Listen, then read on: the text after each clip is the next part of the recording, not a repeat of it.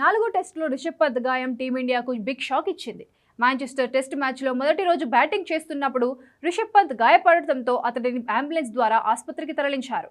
Chris Woakes వేసిన ఒక బంతిని రిషబ్ పంత్ రివర్స్ స్వీప్ ఆడడానికి ప్రయత్నించాడు. బంతి నేరుగా రిషబ్ పంత్ కాలికి తగిలింది. బంతి తగలడంతో రిషబ్ పంత్కు కొద్దిగా రక్తం కూడా వచ్చింది.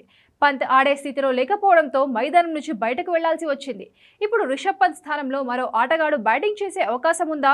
దీనిపై కంకషన్ సబ్స్టిట్యూట్ రూల్ ఏం చెబుతుందనే ప్రశ్న తలెత్తుతోంది. కంకషన్ సబ్స్టిట్యూట్ కింద ఓ ఆటగాడి తలకు గాయమైన సందర్భంలో మాత్రమే మరో ఆటగాడు అతడి స్థానంలో బరిలోకి దిగుతాడు.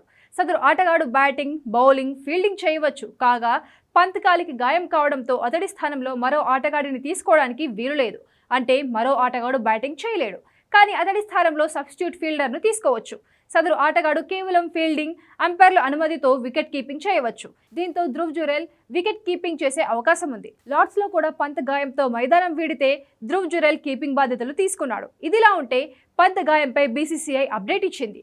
బ్యాటింగ్ చేస్తున్నప్పుడు రిషబ్ పంత్ కుడికాలికి గాయమైందని బీసీసీఐ మెడికల్ టీం అతడిని పర్యవేక్షిస్తోందని చెప్పింది. మొదటి రోజు రిషబ్ పంత్ 48 బంతుల్లో 2 4లు, 1 సిక్సర్స్తో 37 పరుగులు చేశాడు.